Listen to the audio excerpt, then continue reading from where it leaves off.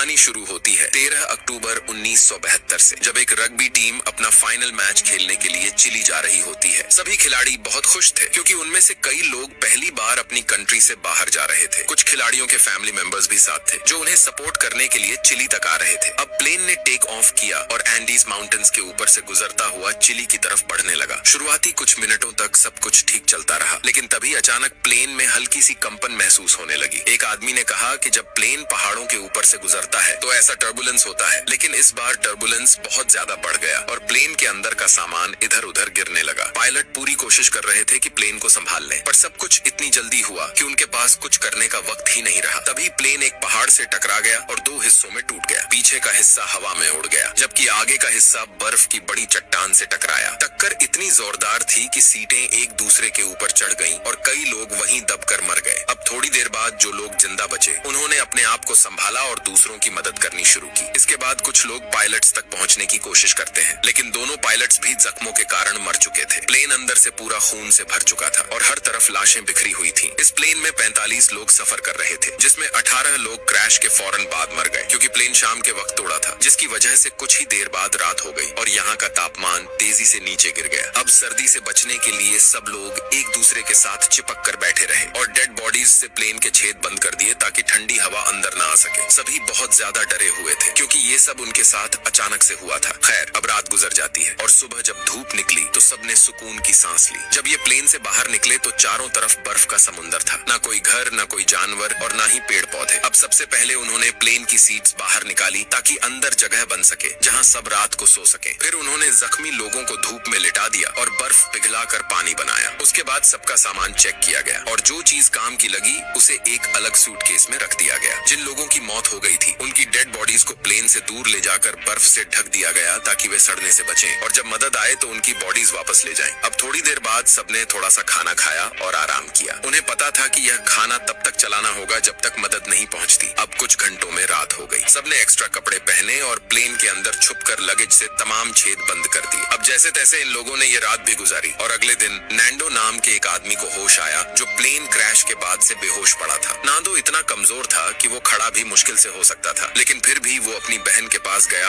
और उसे गले लगा लिया। जब उसने अपनी माँ के बारे में पूछा तो उसे बताया गया कि उसकी माँ मर चुकी है। ये सुनकर वो गहरे सदमे में चला गया। इस दौरान बाकी लोगों ने दोबारा बर्फ पिघलाकर पानी इकट्ठा किया, जिसके बाद इन्होंने जमीन पर एक्स का निशान बनाया ताकि कोई ऊपर से देख सके और उनकी मदद के लिए आए। तभी एक प्लेन ऊपर से गुजरता है और सब लोग ग्लास के टुकड़े उठाकर धूप में हिलाने लगते हैं, लेकिन प्लेन इन्हें देखे बिना ही गुजर गया। पर यहाँ सब यह समझने लगे कि शायद उस प्लेन ने उन्हें देख लिया है और अब मदद जल्द आ जाएगी। मगर एक और रात बीत गई और कोई उन्हें बचाने नहीं आया। इसके बाद ग्रुप के सब लोग एक साथ बैठकर सोचने लगे कि इस सुनसान और बर्फ से ढके इलाके में जिंदा कैसे रहा जा सकता है। तब किसी ने याद दिलाया कि प्लेन के पीछे के हिस्से में कुछ बैटरियां थीं। अगर वो मिल जाए तो रेडियो चलाकर बाहर की दुनिया से संपर्क किया जा सकता है। यह आइडिया सबको पसंद आया और 4 लोग उस मिशन के लिए निकले। उन्होंने लेदर और कांच का यूज करके कुछ गॉगल्स बनाए और बैटरी लेने निकल पड़े। लेकिन कुछ दूर जाने के बाद जब उन्होंने पीछे देखा तो प्लेन दिखाई नहीं दिया। तब उन्हें समझ आया कि बर्फ के सफेद समंदर में कोई भी उनका प्लेन इतनी ऊपर से नहीं देख सकता। अब वो आगे बढ़ने ही वाले थे कि अचानक बर्फ खिसकने लगी। अब क्योंकि उन्हें ऊपर चढ़ने में मुश्किल हो रही थी, इसलिए उन्होंने वापस लौटने का फैसला किया। कुछ दिन ऐसे ही गुजरते रहे और एक हफ्ते बाद उनका सारा खाना खत्म हो गया। चारों तरफ बर्फ ही बर्फ थी, न कोई पेड़ न कोई जानवर, जिस वजह से भूख से मजबूर होकर लोगों ने पत्थरों पर जमने वाली मॉस खाना शुरू की, लेकिन वो खाना नामुमकिन था। तभी नांदो ने कहा कि अगर जिंदा रहने के लिए उसे मरे हुए लोगों का मांस खाना पड़े तो वो खाएगा। इस बात पर सबके बीच बहस शुरू हो गई। कुछ लोग कहते थे कि ये गुनाह है, जबकि दूसरे कहते थे कि ये जिंदा रहने का इकलौता रास्ता है। अब ऐसे ही वक्त गुजरता गया और भूख भी साथ साथ बढ़ती गई, जिस वजह से लोग अपने जूतों की लेस तक खाने पर मजबूर हो गए। लेकिन भूख कम नहीं हुई। कुछ दिन और बीत गए और भूख की वजह से नांदो की बहन ने दम तोड़ दिया। उसके मरने के बाद सबको मौत और करीब महसूस होने लगी। कोको नाम के एक खिलाड़ी ने अपनी फैमिली के लिए एक लेटर लिखा क्योंकि अब उसे लगने लगा था कि वो यहाँ से जिंदा नहीं निकल पाएगा। अब कुछ दिन और बीत गए और अब इन्हें यहाँ 9 दिन गुजर चुके हैं। सबकी हालत इतनी खराब थी कि उनका दिमाग काम करना बंद कर चुका था। जब जिंदा रहने की उम्मीद खत्म होने लगी तो कुछ लोगों ने फैसला किया कि अब वो मरे हुए लोगों का मांस खाएंगे। पहले 4 लोग प्लेन के बाहर गए और अपने मरे हुए दोस्तों को ही खाने लगे। उन्हें देखकर कुछ और लोग भी तैयार हो गए, लेकिन 5 लोग अब भी इंसानी मांस खाने से इनकार कर रहे थे। उनके लिए मौत कबूल थी, लेकिन इंसानी मांस नहीं। अब अगली सुबह से जो लाशें काटी जाती थीं, उन्हें दूर ले जाकर काटा जाता था ताकि उन 5 लोगों को तकलीफ न हो। इसी दौरान उन्हें बर्फ के नीचे दबा हुआ एक सूटकेस मिला जिसमें एक रेडियो था। उन्होंने चीजें जोड़कर एक टेम्परेरी एंटेना बनाया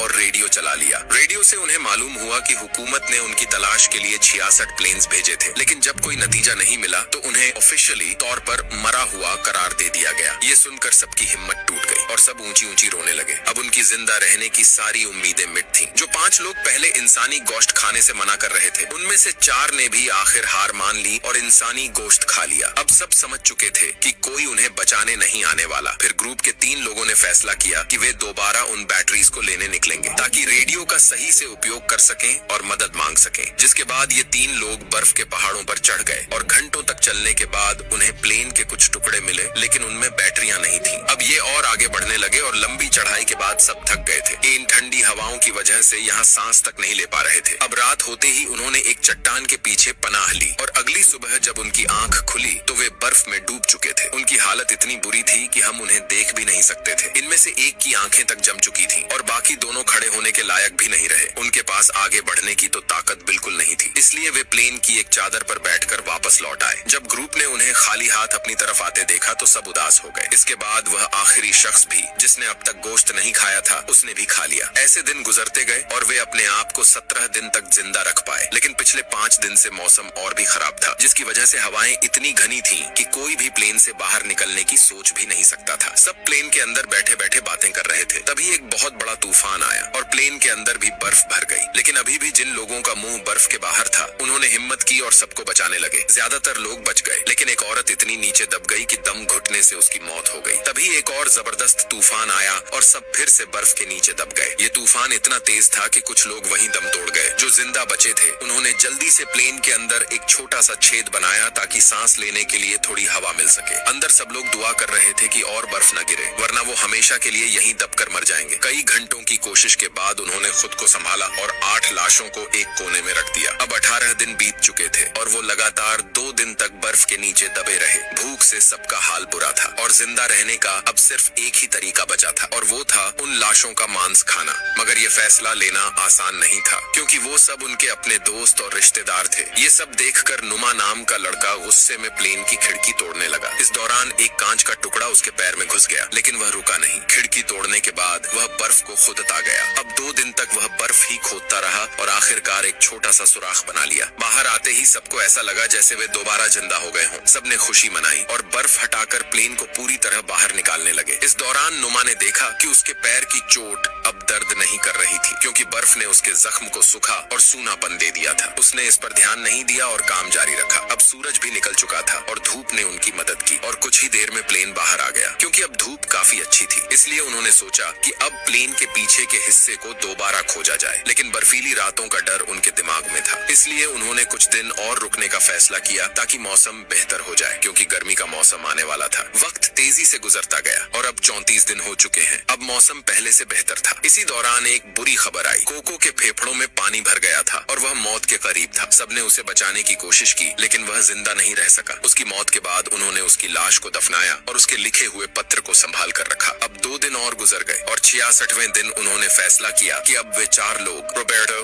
टिनटिन, न्यूमा और नांडो, बर्फ के पहाड़ों पर फिर चढ़ाई करेंगे। अब वे प्लेन की तलाश के लिए निकल पड़े। कुछ देर चढ़ाई करने के बाद नुमा के पैरों में लगे जख्म में इन्फेक्शन फैल गया, जिसकी वजह से वह जमीन पर गिर गया। इसके बाद सबने कहा हम वापस चले जाते हैं, मगर उसने मना कर दिया। उसने कहा कि वह अकेले ही नीचे लौटेगा और उन्हें आगे बढ़ने को कहा। फिर नुमा वापस प्लेन तक तो आ गया, लेकिन उसकी हालत इतनी खराब थी कि यहाँ आकर वह बेहोश हो गया। थोड़ी देर बाद जब होश आया तो उसने देखा कि उसके दोस्त प्लेन से बर्फ साफ कर रहे थे। वह उनकी मदद करना चाहता था, मगर कमजोरी के मारे हिल तक नहीं सकता था। अगले ही दिन वे 3 लोग भी वापस आ गए और खुशी की बात यह थी कि उन्हें प्लेन का पीछे वाला हिस्सा मिल गया था। उन्हें वहाँ बैटरियों के अलावा कपड़े, रुम की बोतलें और सिगरेट के पैकेट भी मिले। उन्होंने बैटरीज रेडियो में डाली और बाहर की दुनिया से संपर्क करने की कोशिश की, लेकिन कोई जवाब नहीं आया। यह उनकी आखिरी उम्मीद थी जो अब टूट गई। इधर अब नुमा की तबीयत और खराब होने लगी और इन्फेक्शन पूरे शरीर में फैल गया। प्लेन में जो खाना बचा था वह भी खत्म हो गया, इसलिए सब लोग फिर से इंसानी मांस खाने पर मजबूर हो गए। लेकिन नुमा ने खाना पीना छोड़ दिया ताकि दूसरों के लिए कुछ बचा रहे, क्योंकि उसे समझ आ गया था कि अब उसका समय खत्म हो गया है। इसके बाद कुछ लोग फिर प्लेन के पीछे के हिस्से तक गए ताकि कुछ काम की चीजें मिल सके। इस बार उन्हें एक वाटरप्रूफ कपड़ा मिला जिसे उन्होंने जोड़कर एक स्लीपिंग बैग बना लिया। फिर उन्होंने रेडियो पर खबर सुनी कि 58 दिन बीतने के बाद सरकार एक आखिरी मिशन भेजने वाली है ताकि उन्हें खोजा जा सके। यह खबर सुनकर सबके दिल में एक छोटी सी उम्मीद पैदा हुई। कुछ लोगों ने कहा कि हमें यहीं रुककर उनका इंतजार करना चाहिए, जबकि दूसरे कहते थे कि अगर हम यहीं रहे तो कोई हमें कभी नहीं देख पाएगा। इस वजह से उनके बीच बहुत बहस हुई। इसी बहस के बीच उस रात नुमा की तबीयत और बिगड़ गई। उसने सबसे कहा कि जब मैं मर जाऊं तो मेरी लाश को खा लेना ताकि तुम सब जिंदा रह सको। कुछ घंटों बाद नुमा सच में मर गया। उसके पास एक छोटी सी चिट्ठी मिली जिसमें लिखा था कि वह खुश है कि उसकी मौत उसके दोस्तों के बीच हुई। यह चिट्ठी पढ़कर सबके अंदर एक नया जोश पैदा हुआ और फिर ग्रुप के 3 लोग रॉबर्ट, टिनिटिन और नैंडो ने फिर से मदद ढूंढने का फैसला किया। इस बार वे नया स्लीपिंग बैग और ज्यादा खाना लेकर निकले। उसके बाद तीनों लगातार चढ़ाई करते रहे। रात हुई तो वे स्लीपिंग बैग में सो गए और सुबह उठकर फिर से सफर शुरू कर दिया। इस दफा उनका इरादा मजबूत था कि वे हर हाल में इन बर्फ के पहाड़ों को पार करके चिल्ली तक पहुंचेंगे और सबके लिए मदद लाएंगे। अब जैसे ही वे पहाड़ की चोटी तक पहुंचे तो उनके होश उड़ गए। आगे और भी बर्फ से ढके हुए पहाड़ नजर आ रहे थे, मतलब रास्ता अभी बहुत लंबा था। उनके पास खाना भी कम था, इसलिए टिनिटिन ने अपने खाने का हिस्सा दोनों को दे दिया और खुद वापस लौट गया ताकि वे दोनों आगे बढ़ सकें। अब ये दोनों फिर से आगे चलने लगे। सफर काफी मुश्किल था, लेकिन रॉबर्ट और नैंडो ने हिम्मत नहीं हारी। 10 दिन तक लगातार चलने के बाद वे एक ऐसे इलाके में पहुंचे जहां बर्फ कम थी। वहां उन्हें एक साफ पानी की नदी मिली, जहां रुककर दोनों ने पानी पिया। तभी उन्होंने देखा कि नदी के उस पार एक आदमी घोड़े पर सवार था। उसे देखकर उनकी खुशी का ठिकाना नहीं रहा। वे जोर जोर से चिल्लाए और मदद मांगी, लेकिन वह आदमी कुछ सुन नहीं पाया। इसके बाद उसने एक कागज और पेंसिल उनकी तरफ फेंकी, जिस पर रॉबर्ट और नैंडो ने अपनी पूरी कहानी लिख दी और फिर वापस उसी आदमी के पास फेंक दी। वह आदमी कागज लेकर सरकारी अफसरों के पास गया और खबर मिलते ही सरकार ने रेस्क्यू मिशन शुरू कर दिया। इसके बाद वह आदमी रॉबर्ट और नैंडो को अपने घर ले गया